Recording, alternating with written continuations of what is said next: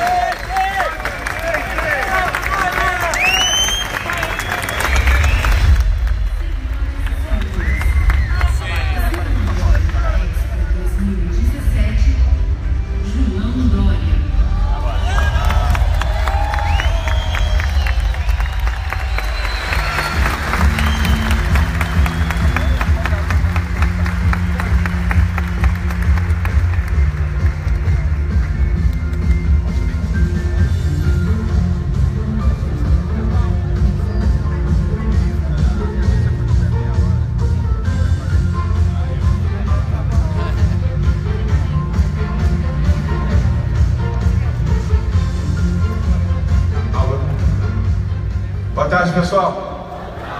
Tudo bem? Olha, eu queria pedir para a técnica, se puder a gente deixar com luz o auditório, não sei se é possível, melhor, porque assim a gente consegue enxergar as pessoas. Isso, melhor. Estou super feliz de estar aqui. Obrigado pelo convite ao XP, Guilherme e todo esse time de valorosos empreendedores. Super obrigado pela oportunidade de estar aqui. Eu sou fãzão desse time da XP. Pessoal empreendedor, começou de uma ideia e transformou num grande negócio, um negócio de sucesso. Aliás, uma característica muito brasileira. Os brasileiros são empreendedores por alma, por natureza. Essa é uma das boas características de nós latinos, especialmente dos brasileiros. Eu sei que por aqui, neste palco, já passaram alguns nomes de grande importância da vida política, do jornalismo, da vida econômica, do judiciário, promotores, enfim, acho que vocês tiveram aqui um espectro extraordinário do Brasil de hoje, do que é de bom e do que é de mal. Eu queria me apresentar um pouco para que vocês, alguns podem me conhecer bem, outros nem tanto. Eu tenho 59 anos, nasci aqui em São Paulo, meu pai é nordestino, baiano, já falecido, minha mãe nascida aqui.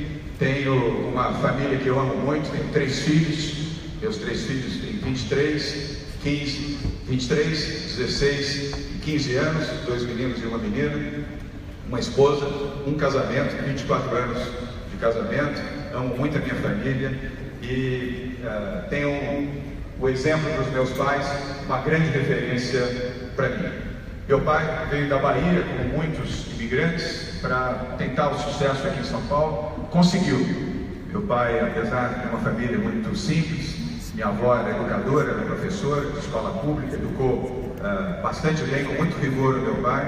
Ele veio para cá sem dinheiro, sem nada, construiu uma trajetória de sucesso na final da década de 40, início da década de 50. Se tornou publicitário, construiu a terceira maior agência de publicidade do país, criou 2 datas muito importantes para o varejo brasileiro, o Dia das Mães e o Dia dos Namorados, a criação dele, 1948 e 1949. Era um homem muito talentoso, muito criativo. Depois abriu uma rede de lojas de calçados junto com a agência de publicidade, mas só os bem antigos vão lembrar, Calçados Clark, que era a maior rede de calçados aqui do Brasil. E ele recebeu um convite em 1962 do André Franco Montoro. O Montoro era deputado estadual aqui de São Paulo, do PDC, Partido Democrata Cristão, para que meu pai pudesse, se tivesse vontade, disputasse a eleição. Meu pai era um homem de posições muito firmes, um idealista, um brasileiro apaixonado pelo Brasil. Aceitou o convite, mas com uma condição, de que ele fosse candidato pela Bahia, pela sua terra, e não por São Paulo. Montoro concordou, apesar do PDC, o Partido Democrata Cristão, que era o partido da legenda do Montoro, não ter nenhuma base em Salvador. Mesmo assim, lá se foi meu pai para fazer a campanha na terra dele. Foi eleito em 62 deputado federal. Em 1º de abril de 64, ele foi cassado no ato institucional número 1, ditadura militar no Brasil.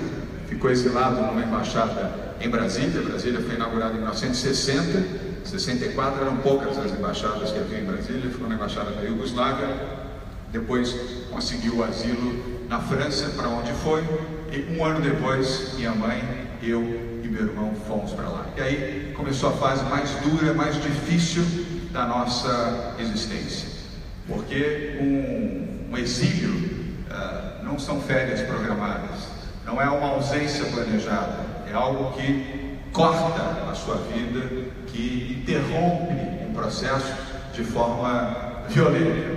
Minha mãe ficou aqui, naquela época, as mães, as mulheres, eram educadas para serem mães, para serem donas de casa, não eram educadas como hoje, para serem independentes, empreendedoras. As mulheres eram educadas para serem boas mães, boas esposas, boas donas de casa. Minha mãe ficou solitária, meu pai pediu que vendesse tudo que pudesse ser vendido, vendeu, e vendeu pelo preço que queriam pagar, e nós fomos para o exílio, onde ficamos 2 anos ao lado do meu pai, na França, neste duríssimo período. Acabou o dinheiro, obviamente, não tinha capital suficiente para garantir a vida da família no exterior. Minha mãe, meu irmão e eu, nós voltamos para o Brasil. Meu pai ficou lá, foi para uma kitnet, com muita dificuldade, conseguiu tempos depois um emprego de professor na Universidade de Paris, na Universidade de Sorbonne, de Ciências Políticas, mas tinha um salário pequeno, não era suficiente para nos manter. Voltamos, minha mãe passou a ser a rima de família. A família da minha mãe, minha avó já era falecida, ao invés de apoiá-la e ajudá-la no momento de dificuldade, se afastou, porque já havia condenado o casamento dela com um baiano. Naquela época, essa discriminação pavorosa existia. Quem era baiano, nordestino, era uma população, era gente de segunda classe, e a família da minha mãe se afastou, dizendo: olha, tá vendo, não falei, foi casar com um baiano, olha o que deu. Agora, não tem dinheiro, não tem marido, tem 2 filhos para criar, sozinha em São Paulo, e assim foi. E a minha mãe, com enorme dificuldade, não tinha preparo, não tinha orientação para conseguir fazer alguma coisa para sobreviver. Fruto disso, nessa fase duríssima da nossa vida, ficamos sem luz na nossa casa, morávamos numa casa confortabilíssima no bairro do Pacaembu, com piscina, com automóvel importado, motorista, enfim, funcionários e tudo mais. Eu estudava numa escola privada, naquela época a melhor escola privada de São Paulo, Colégio Rio Branco, até hoje existe na Avenida Higienópolis, da Fundação Rotarianos de São Paulo. Na volta eu fui estudar em escola pública, não tinha dinheiro para pagar a escola privada. Minha mãe conseguiu uma bolsa para o meu irmão Raul, mas uma bolsa só, a outra não tinha. Eu fui estudar na escola Professora Marina Sintra, ainda hoje, uma escola estadual ali na Rua da Consolação, aqui em São Paulo, onde eu com muito orgulho cumpri uma parte dos meus estudos. Mas a dificuldade era tanta, Guilherme, a dificuldade era tanta, várias vezes ficamos sem luz em casa. Minha mãe não tinha dinheiro para pagar a luz, cortava a luz de casa. Usávamos o apartamento de cima, fomos morar num apartamento pequeno, em Pinheiros, a geladeira da vizinha de cima, que era solidária, emprestava a geladeira para não estragar a pouca comida que nós tínhamos em casa. E ficávamos sem luz 10 dias, 11 dias, 12 dias, até que minha mãe conseguisse fazer algum empréstimo, algum dinheiro para poder pagar a conta de luz. E as outras vezes levava, ela tinha uma aliança, 2 anéis, uma pulseira, uma gargantilha que tinha recebido do meu pai, Caixa Econômica Federal, no mesmo lugar até hoje, setor de custódia, primeiro andar, Praça da Sé, lá igualzinho quando eu ia com a minha mãe para fazer ali o prego, chamado prego, para poder pagar. Depois de 120 dias ou algo parecido, você tinha que ir lá resgatar, senão a joia ia a leilão. Então não tínhamos telefone, carne não existia, não comíamos carne em casa, tinha dinheiro para comprar carne. Salsicha era o limite máximo de proteína, muita dificuldade. Mas nessa dificuldade veio o aprendizado. Aliás, se há uma referência para vocês aqui, é em toda dificuldade, extraia a melhor lição. Porque toda dificuldade traz lições importantes. Antes do desespero, tem o ensinamento. E o que nos ajudou muito nesse período, Guilherme, foi oração.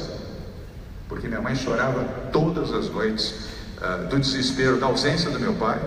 Não falava por telefone, não tinha internet, não tinha celular, não tinha essa tecnologia que hoje você fica conectado. Era muito difícil, era carta, telegrama e carta. Então era a oração que nos mantinha de pé e que nos mantinha com alguma esperança. E essa dificuldade também nos trouxe ensinamentos. Primeiro, de guerreira da minha mãe. Por isso que eu tenho a minha admiração pelas mulheres é enorme, porque cada vez que eu vejo uma mulher, eu lembro da minha mãe, como ela foi guerreira para proteger os seus 2 filhos e garantir a educação dos filhos, garantir a condição mínima para que nós pudéssemos, até o retorno do meu pai, 8 anos depois, de acordo com as regras da ditadura militar, que pudéssemos suportar esse período. Lições de uma mulher guerreira. E do meu pai, que não se curvou à ditadura militar, que manteve a sua altivez e ofereceu aos seus filhos a melhor lição que um pai pode oferecer aos seus filhos. E essa lição, esse legado, não é dinheiro, não são ações, não é automóvel, não é casa, é dignidade, hombridade, moral.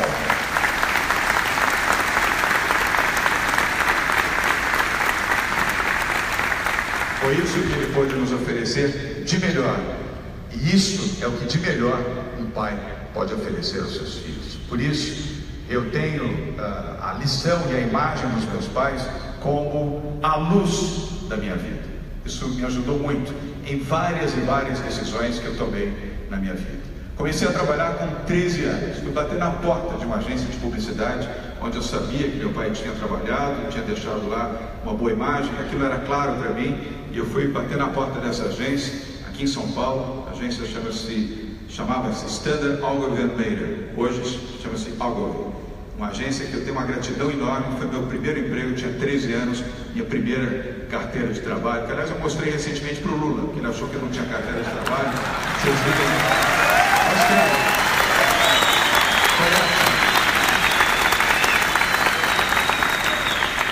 Ali foi meu primeiro emprego. Começou com o estágio e depois o emprego. E eu coloquei na minha cabeça, eu tinha uma fé, uma determinação, principalmente fruto dessas orações ao lado da minha mãe e do meu irmão menor, do Raul, de que eu trabalhando eu poderia minimizar o sofrimento da minha mãe. Eu poderia dizer um dia: mamãe, você não precisa mais se preocupar, eu garanto que nós vamos ter o suficiente para comer, para pagar a luz, para ter o suficiente para a nossa sobrevivência.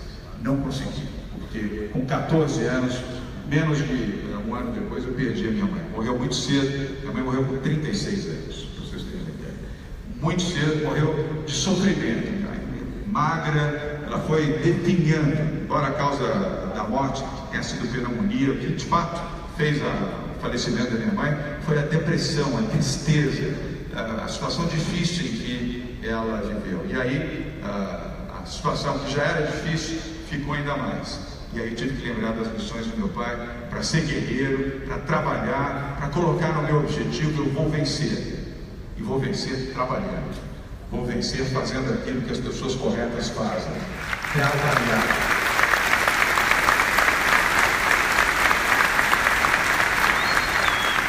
Foi exatamente isso que eu fiz ao longo de toda a minha vida. E sempre fui um apaixonado, dedicadíssimo, absolutamente focado para fazer as coisas e ser determinado para fazer bem feito. Consegui ter sucesso profissional primeiro, depois empresarial, até que o ano passado, o início do ano passado, tomei uma decisão, no final do ano retrasado, tomei uma decisão. E aí entra um ponto importante para essa nossa conversa de hoje. Por que alguém bem sucedido empresarialmente, bem resolvido familiarmente, bem resolvido espiritualmente, tem equilíbrio, tem serenidade, tem bom senso, sou cristão, sou devoto, católico, não tenho problemas psicológicos, não tenho problema familiar, não tenho problema empresarial, mas eu tenho uma coisa que eu aprendi com os meus pais: eu tenho sentimento e brasilidade. Sentimento e brasilidade.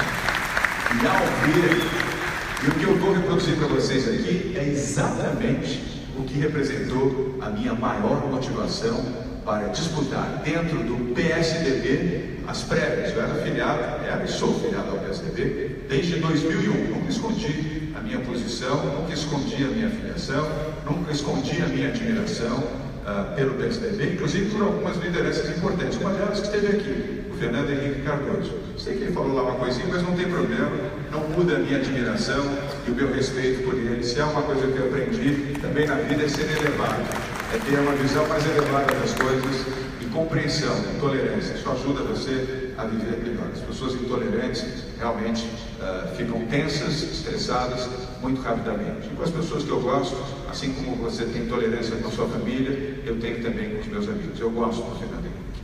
Então, desde 2001, eu era filiado ao PSDB. Mas a minha decisão, ela foi, quando eu fui procurar o PSDB, o governador Geraldo Alckmin, por quem tenho também admiração e estima, dizendo, olha, se tiver a oportunidade, eu gostaria de ser candidato nas prévias do PSDB, não era candidato a prefeito, porque o PSDB é o partido que, único, aliás, que fez prévias.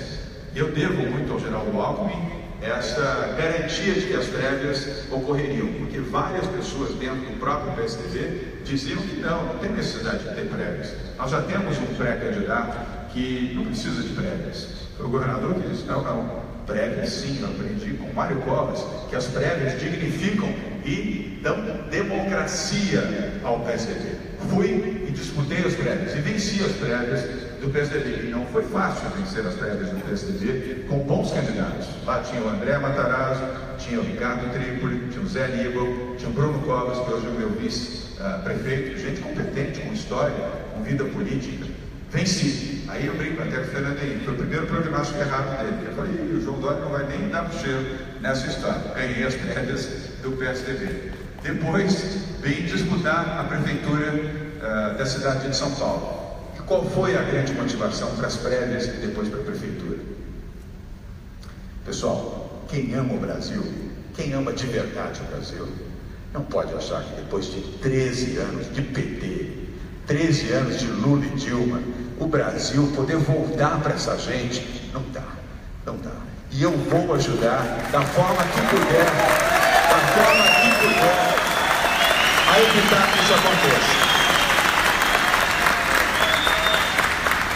Eu tenho filhos, como vários de vocês têm filhos, talvez alguns aqui até tenham netos. Eu não quero que os meus filhos percam a esperança e o sentimento de brasilidade. Eu não quero que os meus filhos pensem que o Brasil é um país povoado de corruptos e incapaz de reagir a situações dramáticas como nós vivemos e ainda continuamos a viver neste país. Não é possível isso. Eu não sou salvador da pátria, não tenho vocação para isso. Fui candidato para disputar a prefeitura e ganhei. E olha, ganhei de 3 petistas, do Fernando Haddad, da Luísa Erundina e da Marta Suplicy. 2 ex-prefeitas, portanto, pessoas com experiência, convivência, e o Fernando Haddad, que era o anterior prefeito. Mas a maior motivação que tive para fazer uma campanha limpa, eu não fiz uma campanha sujando o nome de ninguém. Me neguei quando me ofereceram, o Alexandre sabe disso, eu falei, não, tem que fazer o lado B da campanha. O que é lado B? Eu nunca disputei campanha nenhuma. O que é lado? Não sei o que é lado B. Para mim só tem um lado. Não, o lado B é um grupo de jornalistas que você contrata, que fica numa casa à parte e só levantando a ficha dos seus adversários. E depois você, na internet, começa a lançar manifestações apócrifas ou outros tipos para destruir a reputação dessas pessoas. Se você não fizer isso, você vai perder as eleições. Isso foi um dos coordenadores da minha campanha. Eu disse, então, eu prefiro perder a eleição.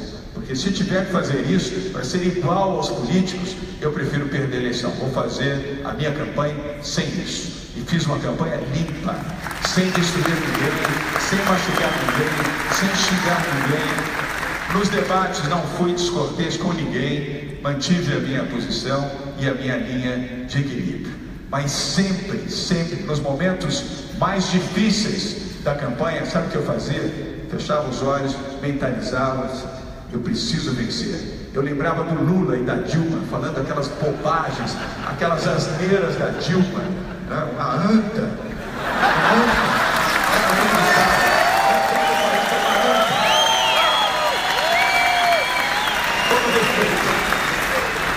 Desculpa, Dilma, mas você é uma anta mesmo. O Lula, aquelas histórias, aquela arrogância, o tempo inteiro, nunca antes nesse país, sou maior, sou melhor. Pois não é que agora, diante de uma situação difícil que o Brasil está vivendo, esse Lula tem a cara de pau de voltar no Congresso do PT, dizer, está na hora de voltarmos a moralizarmos o país. Ora, faça-me o favor, moralizar o quê? Só se for para modernizar a tornozeleira eletrônica. Só se for para criar uma tornozeleira colorida, inventar alguma coisa desse tipo. Vocês não têm nada para ensinar ao Brasil.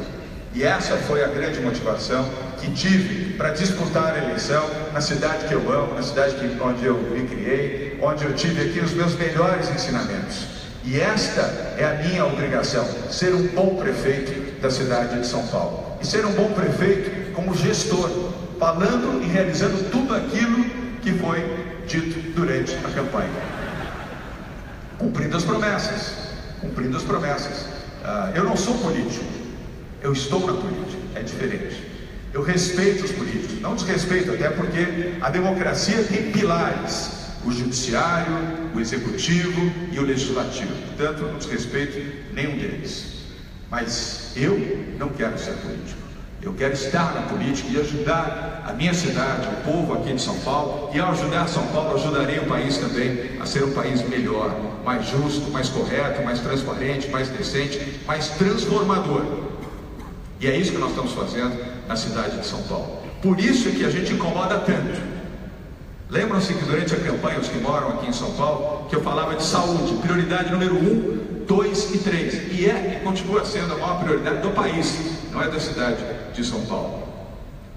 Quando nós estudamos o assunto e identificamos um dos vários grandes problemas da nossa cidade aqui, que eram os exames. Nós tínhamos 476 mil pessoas em dezembro do ano passado esperando para fazer exames na rede pública municipal. Quase 500 mil de pessoas esperando para fazer exame. Isso é uma atrocidade. 16 meses, 18 meses, 20 meses para fazer um exame de 20 minutos, uma tomografia, uma radiografia, exame simples.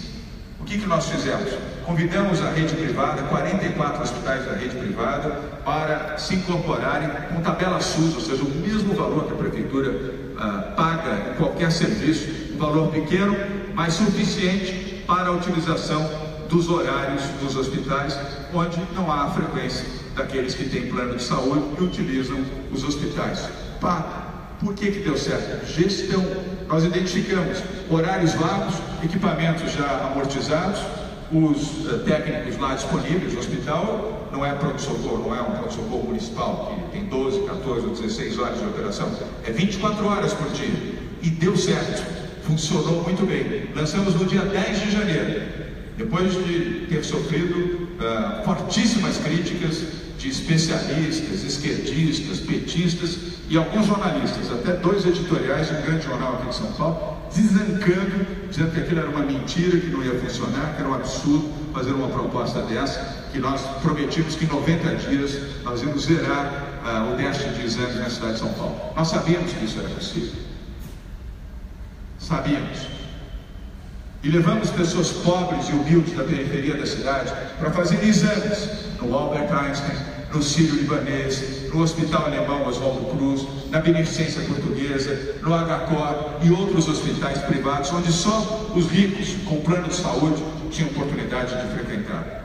Usamos os horários extremos, depois de 19, 20 horas, e logo cedinho pela manhã, para que essas pessoas pudessem ser examinadas. A alegria de ver, como eu fui 3 vezes em hospitais distintos para conversar, hospitais privados, para conversar com essas pessoas, saindo com o exame na mão, depois de 18 meses, 19 meses, 16 meses, 15 meses, em 20 minutos, com o exame, eficiência de gestão. Em 83 dias, nós tínhamos prometido em 90, em 83 dias, nós zeramos o déficit de exames na capital de São Paulo, com gestão, não foi com política, foi com gestão administrativa. E agora começamos a fazer o corujão da cirurgia, para as pessoas terem também a oportunidade de fazerem as suas cirurgias. Há pessoas esperando 2 anos e meio para fazer uma intervenção cirúrgica em um hospital público municipal. Agora já começamos, já temos mais de 4.000 cirurgias já realizadas. Mesmo sistema, estamos utilizando os horários vagos, horários da tarde, final de tarde, início da noite. Se tem médicos aqui, os médicos sabem, gostam de operar de manhã. Os centros cirúrgicos estão sempre muito tomados na parte da manhã, normalmente. Salvo acidentes ou circunstâncias eventuais. Mas no horário da tarde, no início da noite, muita disponibilidade. Mesmo sistema, gestão, melhor ter um valor menor, mas ter a ocupação e ter o encaminho de recursos do que nada. E com isso nós passamos a atender também essa população e reduzindo drasticamente o déficit de cirurgias na cidade de São Paulo. Depois, medicamentos, outro problema. Consumo enorme de medicamentos gratuitos oferecidos nas unidades básicas de saúde. Eu estou falando isso para mostrar para vocês como é importante fazer gestão na área pública. Fomos ao setor privado, conversar com os laboratórios para poder negociar melhor, baixar custos e pedir doações também. Afinal de contas, o investimento da Prefeitura de São Paulo é a maior do país, a maior da América Latina, terceira maior prefeitura de capital do mundo.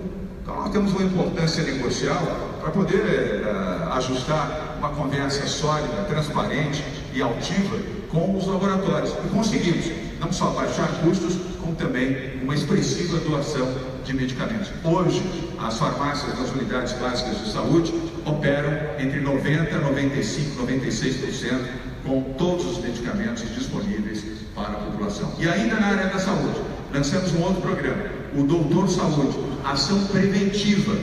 Esse é outro ensinamento básico. Prevenir na saúde custa 5 vezes menos do que a cura. Curar custa 5 vezes mais caro. Com as carretas do Doutor Saúde, nós fazemos exames aonde? Na periferia, nos bairros mais pobres, mais longínquos da cidade.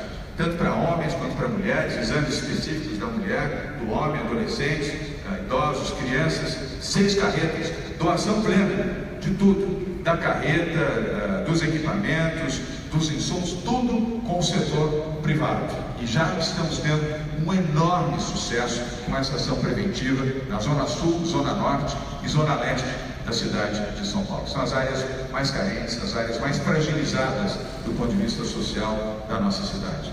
Programas também na área de educação, fundamental. Nós só vamos mudar o Brasil, de fato, quando tivermos um país plenamente educado. Enquanto não tivermos educação plena e de qualidade no Brasil, nós não vamos ter a cidadania que nós desejamos, que nós almejamos para o nosso país. Então, o programa das creches, prioridade número 1 na educação, para que crianças de 0 a 3 tenham direito a receber o ensino na creche, a alimentação, o cuidado, o atendimento psicológico. Crianças que não fazem essa primeira inserção na educação já saem comprometidas no seu futuro. Então, essa é a prioridade máxima. Nós temos o programa Nossa Creche, e falei agora com os meninos do XP aqui, fomos à Febraban pedir ajuda do setor financeiro, das instituições financeiras. O Roberto Setúbal esteve hoje aqui, foi um dos que nos ajudou. Itaú, Santander, Bradesco, Citibank, o Safra, enfim, os maiores bancos, os 10 maiores bancos brasileiros já estão fazendo investimentos através do FUNCAD para os programas de creche. E fui paralelamente buscar as empresas de tecnologia, americanas, chinesas, japonesas e europeias, para garantir o quê? Tecnologia nas escolas. As crianças querem aprender com tablet, com computadores, não querem mais giz e quadro negro. Isso era do nosso tempo. Acabou esse tempo.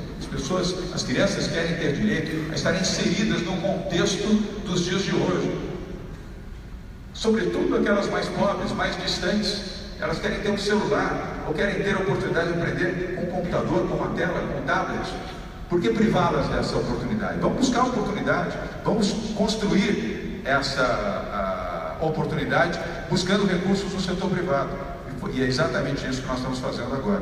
Custa muito dinheiro, custa, eu sei que custa. E além de tudo, custa ensinar, orientar os professores, atualizar a rede pública, os gestores, professoras e professores, aliás, gente valorosa da rede pública de ensino da cidade de São Paulo.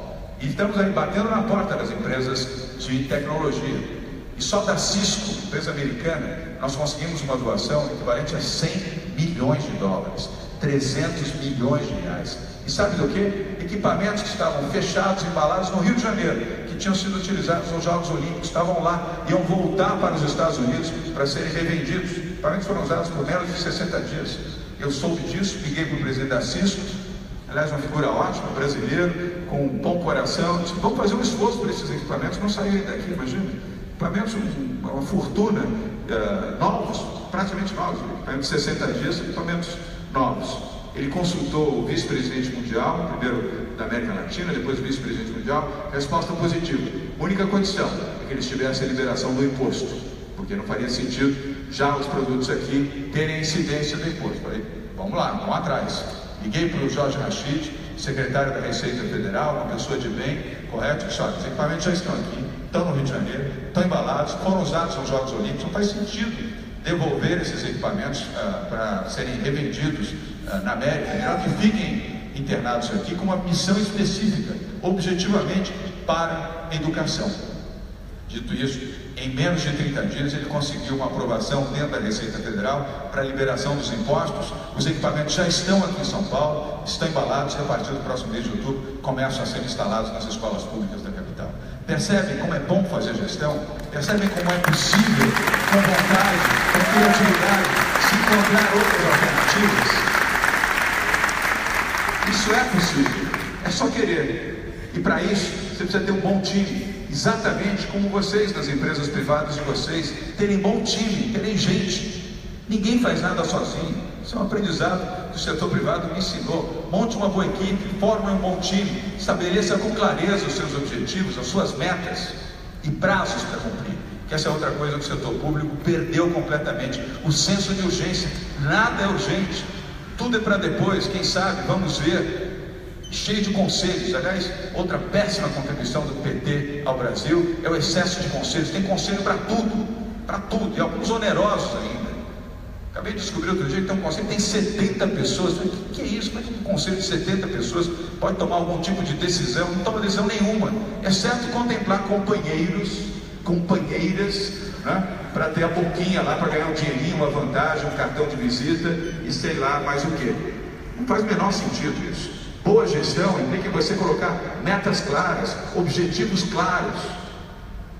Hoje mesmo, voltei de viagem hoje, eu fui para os Estados Unidos ontem à noite, fui fazer uma conferência em Miami, aliás, muito orgulhoso, coloquei nas redes sociais, fui o único não americano a fazer uma palestra na 85ª Conferência de Prefeitos nos Estados Unidos. Estava lá o prefeito de Nova York, Chicago, Los Angeles, São Francisco, Miami, Beach, enfim, Nashville, Nova Orleans, 256 prefeitos. O único não americano a fazer uma palestra foi o prefeito da cidade de São Paulo. Fiquei muito orgulhoso pela oportunidade que me deram, e me deram exatamente pela boa gestão que nós estamos fazendo aqui.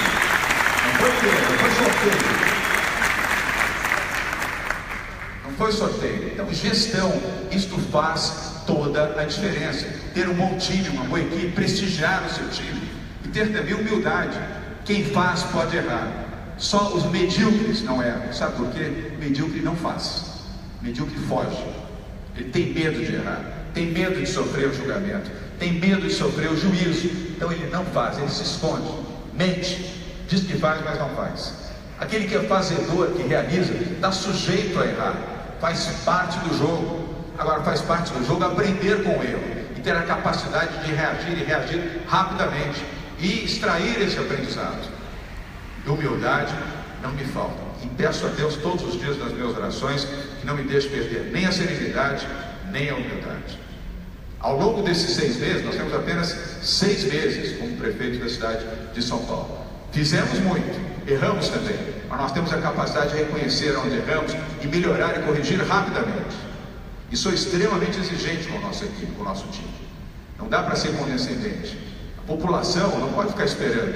A população tem a expectativa de que você faça as coisas, que você realize o seu trabalho em saúde, educação, segurança, habitação, transporte, na área social. As pessoas não podem ficar esperando eternamente. A burocracia, onde se esconde, aliás, os medíocres. Crie burocracia, você vai criar 2 fatores: o estímulo à corrupção e o estímulo à inoperância. Não faço porque tem a regra, tem o código, tem o conselho, tem isso, tem aquilo, não dá para fazer. Aí você justifica e não faz. Ou a dificuldade gera o dinheiro para pagar a facilidade.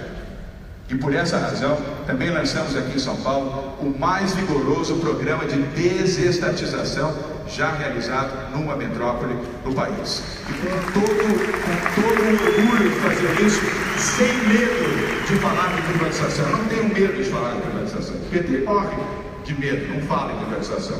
Tem horror a isso. E quando você fala em privatizar, você fala em diminuir boquinhas, empreguinhos, vantagenzinhas, vantagenzonas. Você coloca o Estado no tamanho que ele precisa ser, não no tamanho que as pessoas querem que ele tenha, para abrigar amigos, parentes, petralhas, companheiros e outros. Faça menor e você terá menos corrupção. Faça menor e você vai ter melhor eficiência na gestão, foco determinado. E olha, chamei um ex-secretário de Fernando Haddad, Wilson Voit, porque eu tenho enorme estima.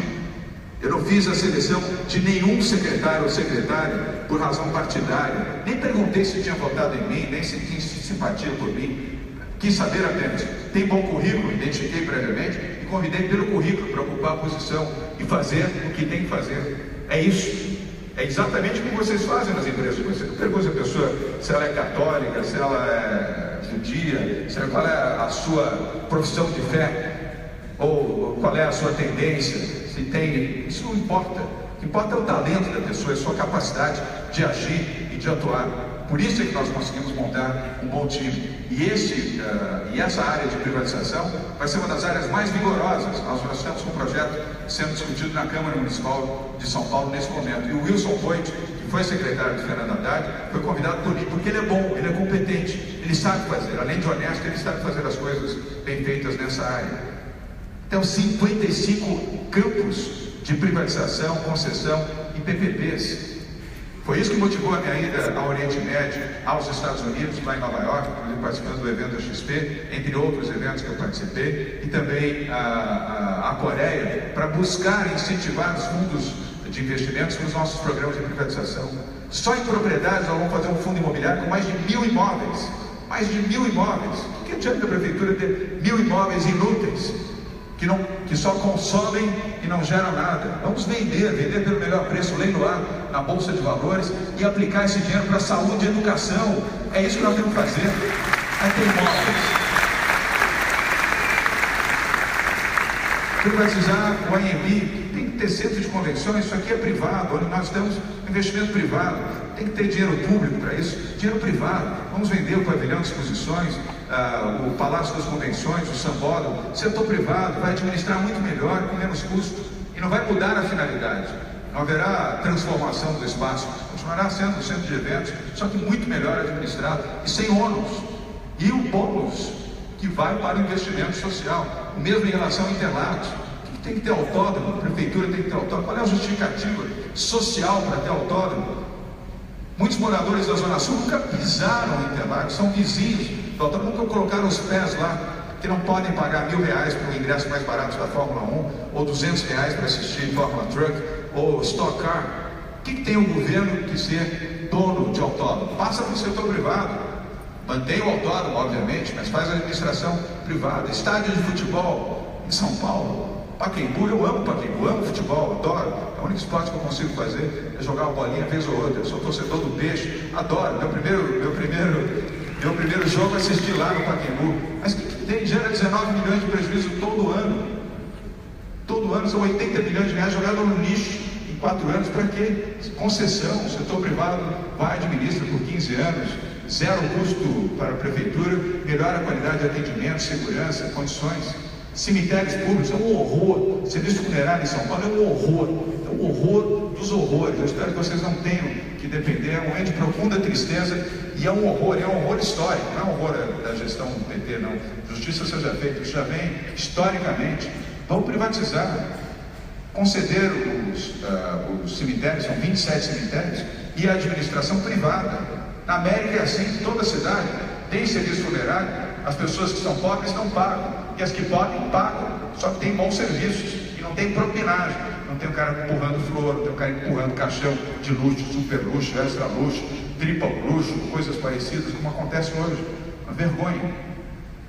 Bilhetagem de ônibus, terminais de ônibus, tudo isso vai no setor privado. Ousadia e coragem para fazer aquilo que é necessário ser feito para melhorar a gestão pública. E eu estou fazendo com uma equipe brilhante, competente e séria.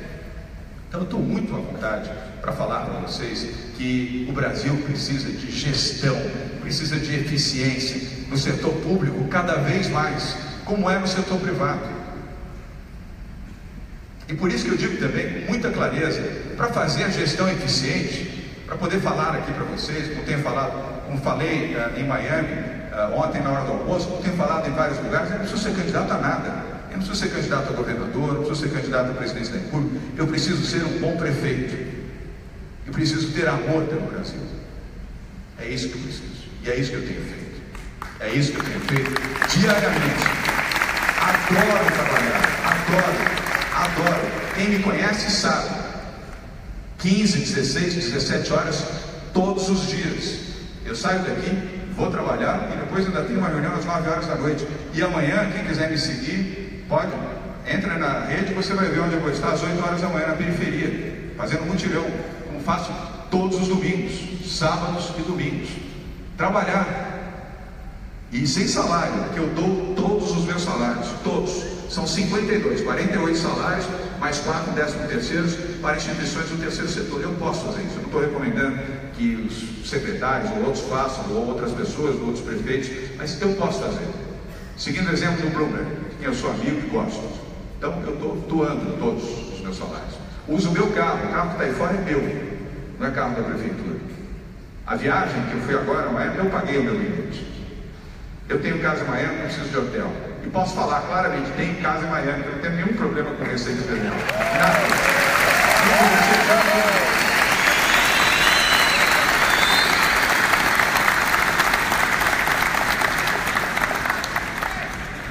Então, e é sempre bom você falar a verdade sem colocado à prova. Aliás, depois de uma campanha, como foi aqui em São Paulo, escaneiam até a marca da cueca, das meias que você usa. Tudo. Avaliam tudo. Transparência e gestão. Agora, é preciso ter coragem, pessoal, porque o nível de enfrentamento que a gente tem é muito grande. Veja a questão da Cracolândia. Durante a campanha, eu falei, nós vamos atuar nessa questão. Eu não vou me omitir nessa questão. Eu sabia que era um tema difícil. Eu sabia que era um tema espinhoso. Eu não tinha nenhuma dúvida do que nós estaríamos pela frente. Mas estamos fazendo. E fiquem certos, não vamos recuar. Não vamos andar para trás.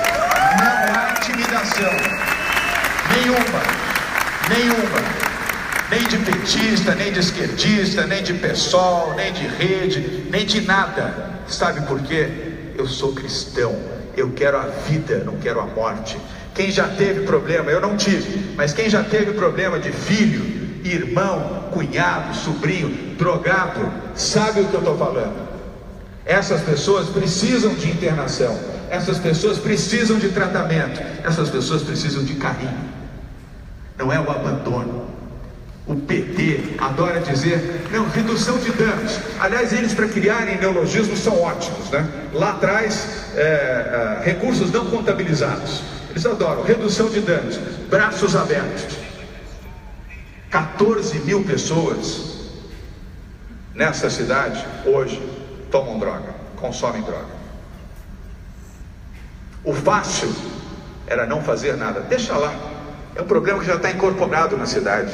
Lá na Cracolândia, deixa lá, eles que tomem o seu destino. É isso que propunha o Braços Abertos, com todo o respeito de quem fez, com a melhor das intenções, mas redução de dano nenhuma. Pagando salário de R$100 para alguém limpar a rua, Guilherme, sabe o que fazia? Comprava R$100 de pedra de crack. Aumentou o preço da pedra de crack, criaram a bolsa crack. São tão bons que criaram a bolsa crack. Subiu o preço da pedra. Facção criminosa dominando isso. E é este movimento que nós, aliás, ao lado do governo do Estado de São Paulo, quero registrar isso, da Polícia Militar, da Polícia Civil, da Secretaria de Segurança, uma posição firme também do governador Geraldo Alckmin, justiça seja feita. E não tem recuo, recebo ameaças toda semana. Quem domina isso até me diz, não falo sim, é o PCC, uma facção criminosa enorme, poderosa e cheia de dinheiro. Sabe quanto na antiga Cracolândia? Faturamento só ali na Elvésia Condino Bueno, R$180 milhões, vendendo pedra de crack.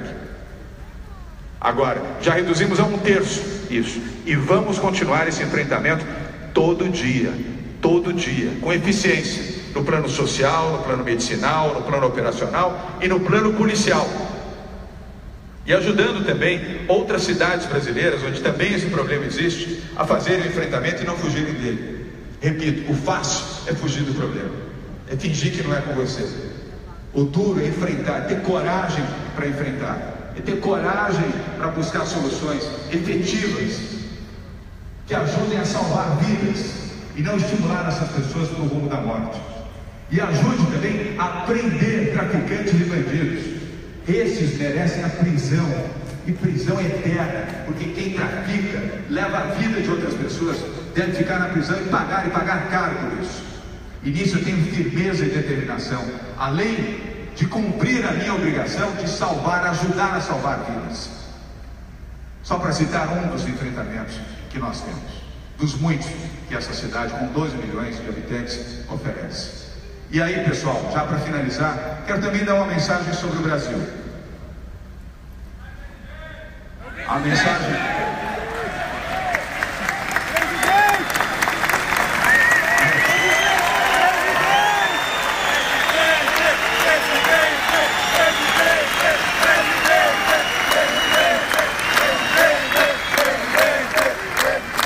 Obrigado, pessoal. Mas não é essa a mensagem. Obrigado. É a mensagem de esperança. Não percam a esperança no Brasil.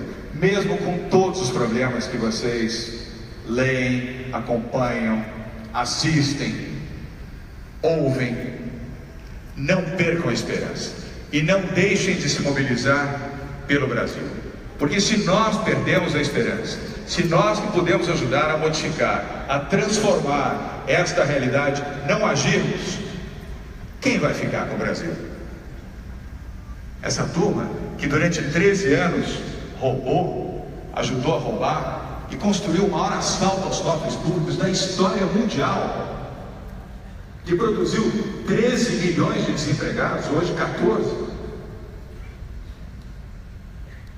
que produziu a pior recessão econômica da nossa história, que produziu a pior imagem do Brasil já experimentada em qualquer tempo. Se nós não reagirmos, se nós não tivermos esperança, e a esperança se faz também com bom senso, com equilíbrio, mas com firmeza, nós vamos entregar o Brasil para quem? Para esses que nós sabemos que não sabem fazer? Para esses que nós sabemos que aprenderam a roubar, roubaram o Brasil, assaltaram o nosso país? Não. A reação é nossa. Nós é que temos que conduzir essa reação. O povo brasileiro. Mesmo que tenham aqueles incompreendidos e equivocados, que eu não gosto, mas respeito. Mas nós temos que reagir. Perder a esperança é abandonar o Brasil. Não percam a esperança. Por favor, não percam a serenidade e o equilíbrio de acreditar no seu país. Pelas vias democráticas.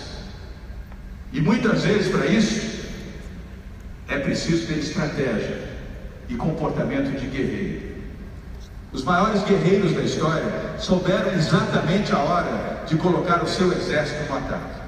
Mesmo com um exército superior, nunca precipitaram o ataque. Nunca avançaram a linha de ataque antes da hora. Por isso, exige reflexão, planejamento e a capacidade de proteger o Brasil. Nós já estamos vivendo numa crise enorme, gigantesca. 14 milhões de brasileiros não têm o que comer, vivem da esmola, da boa vontade de alguém para oferecer um alimento. Outros 7 milhões vivem em condições de subemprego, menos de R$900 para alimentar uma família de 5 ou 6 pessoas. Não é um fato simples. Muda e acabou, não é. O efeito disso na população, nessa população desfavorecida, é muito grande. É preciso ter consciência e estratégia. E compreender que a melhor forma de fazer essa mudança é através do voto. É através da eleição. É pela via democrática. E o que eu vou dizer a vocês agora, talvez surpreenda alguns. Mas o Luiz Inácio Lula da Silva, o maior cara de pau do Brasil, e eu tenho dito isso com todas as letras, até porque eu não tenho medo do PT, muito menos do Lula. Falo e sempre vou falar a verdade. Mas é melhor que este sem vergonha dispute as eleições e perca as eleições em outubro do ano que vem, a ser vitimizado e martirizado como alguém que deixou de disputar uma eleição porque teve uma intervenção, seja pelo judiciário ou outra qualquer. Nós temos que vencer o Lula nas urnas. E depois vai pagar direitinho tudo aquilo que fez. Vencido esse processo eleitoral, aí sim, a justiça, ele que já tem 5 indiciamentos, poderá sofrer o juízo da justiça e pagar com a prisão. Mas antes disso, deve perder na eleição. Porque aí nós não estamos fazendo um mito, não estamos criando um mito, nós estamos encerrando a vida de um mito, e encerrando pela via democrática, que é o voto, e depois ele vai pagar, como qualquer cidadão, pelos crimes que cumpriu. É duro até ouvir e admitir isso, mas este é o melhor caminho para a democracia do Brasil. E eu, repito, não como candidato, mas como brasileiro, como prefeito da maior cidade do país, como alguém que não tem lava-jato, eu não tenho rabo preso em ponto algum, a minha voz será ouvida. A minha voz será ouvida. E não há petista, nem especialista, nem jornalista, nem ninguém que vai me intimidar de falar a verdade, como tenho falado, e usado as redes sociais, que me dão a veia democrática e livre de falar aquilo que penso e aquilo que sinto. E caberá a vocês, a cada um de vocês, estabelecer as suas conexões pessoais, pela internet, como você está fazendo agora, para mobilizar o país e compreender a importância dessa mudança que vem pela frente. É cedo para falar de eleição, mas não é tarde para falar de Brasil. É tempo e hora de falar sobre a perspectiva do país. Vocês tiveram aqui vários painéis de pessoas capacitadas, pessoas de bem, pessoas com ideias diferentes, mas todas elas respeitáveis. Vocês terminam este encontro promovido pela XP certamente com um conjunto de informações que poucas pessoas tiveram a oportunidade de ter num período tão curto. Usem, trabalhem, reflitam e façam disso a força propulsora de cada um de vocês, nas suas casas, nos seus trabalhos, nos seus clubes, pelas redes sociais, por onde vocês acreditarem que puderem fazer essa boa influência. E defendam o Brasil, defendam o nosso país, defendam o povo brasileiro, façam aquilo que nós todos, como brasileiros, deveremos fazer. Eu vou cumprir o meu papel. Fico muito tempo afastado da minha família, eu amo muito meus filhos e a minha esposa Bia, mas estou feliz fazendo o que eu estou fazendo. E não vai me faltar energia, e não vai me faltar vigor, e não vai me faltar luz para seguir o meu caminho. E repito, para isso eu não preciso ser candidato, e não falo aqui como candidato, falo como brasileiro. E como brasileiro eu quero ter o orgulho, Guilherme, de poder olhar para os meus filhos, como você está aí com as suas duas filhas, e dizer a eles, ao término do meu mandato como prefeito: Felipe, Johnny e Carolina, olhando nos seus olhos, seu pai cumpriu a sua obrigação, foi honesto, foi decente, foi um bom prefeito de São Paulo, lutou e ajudou o Brasil. E ao falar isso aos meus filhos, posso falar com qualquer brasileiro, olhando nos olhos de cada um deles, como fiz durante a campanha, falando a verdade, falando no coração. E para isso, meus amigos, tenham certeza de que aquilo que ao longo de vários meses da campanha eu disse, eu vou repetir. Quem ama o Brasil, luta pelo Brasil. Quem ama o Brasil só tem uma bandeira.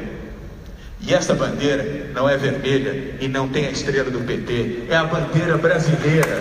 É essa a bandeira, é essa a nossa bandeira, é essa que vai estar no nosso coração para fazer as transformações que o Brasil precisa. Contem comigo para isso. Repito, não é preciso ser candidato, mas como brasileiro, a minha voz será ouvida. Mas espero que essa voz possa estar ao lado das vozes de todos vocês. Muito obrigado e viva o Brasil, pessoal!